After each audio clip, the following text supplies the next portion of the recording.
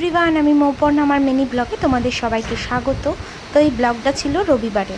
তো বিকেলবেলা দেখতেই পাচ্ছ এই 5:30 পৌনে 6টা নাগাদ আমরা রেডি হয়ে বেরিয়ে পড়েছি। আজকে যাচ্ছি একটা বার্থডে পার্টিতে। তো এই যে যেতে যেতেই কিছু কথা তোমাদের সাথে শেয়ার করি। আসলে যাচ্ছি হচ্ছে আমার বন্ধুর মেয়ের বার্থডেতে। এই বন্ধুত্ব কিন্তু আমাদের আজকের নয়, সেই ছোটোবেলায় স্কুলের বন্ধুত্ব, সেটা এখনও আমরা সবাই সবার কানেকশানে রয়েছি।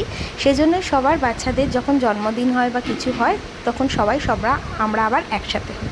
ওই যে দেখতে দেখতে আমরা অলরেডি পৌঁছে গেছি দিয়ার বার্থডেতে। তো এই যে আমরা 3 জন যাচ্ছি। এই যে ডেকোরেশনটাও একটু তোমাদের সাথে শেয়ার করছি। একটু লেটই হয়ে গেল আজকে, না রাস্তাতে একটু ভিড় ছিল দেখলাম। এই যে আজকের বার্থডে গার্ল দিয়া, আর এই যে আমার বন্ধু স্বাগতা। আমাদের এই বন্ধুত্ব বহু দিনের, সেই ছোটোবেলার বন্ধুত্ব। এই যে আবার এসে চট করে চলে এসেছি স্টার্টার কাউন্টারে। স্টার্টারে কিন্তু অনেক কিছুই ছিল, মোমো, ভেজ বল, কাবাব, তারপরে পনির স্যাটে, অনেক কিছুই ছিল। তো পুরো মেনু কার্ডটাই তোমাদের সাথে শেয়ার করে নিচ্ছি, তোমরা একটু পজ করে দেখে নাও। প্রত্যেকটা আইটেমই কিন্তু খুব ভালো হয়েছিল। মেনলি স্পেশালি বলবো ফিশ বাটার ফ্রাইটা, চিকেন বিরিয়ানিটা দারুণ হয়েছিল। আর এখানের পরিবেশনাটা আমার কিন্তু বেশ ভালো লেগেছিলো। মাটির থালা গ্লাসে দিয়েছিল, বেশ অন্যরকম। খাওয়া দাওয়া শেষে অবশ্যই আইসক্রিম তো খেতেই হবে।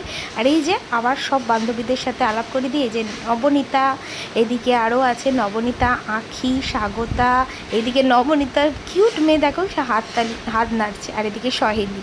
এদিকে আমাদের তো গল্প শেষই হয় না। অ্যাকচুয়ালি খুব একটা ব্লগ যে করেছি সেটাও নয়, অল্প অল্প একটু কয়েকটা ক্লিপিংস নিয়েছি। আমরা যখন এসেছিলাম এতটাই ভিড় ছিল, তখন আর এই ডেকোরেশনটার ফটো তোলা হয়নি। তারপরে এই যে গল্পগুজব করে ফিরতে ফিরতে বেশ অনেকটা রাত্রিরই হয়ে গেছিলো। তো এই ছিল আজকের ছোট্ট মিনি ব্লগ।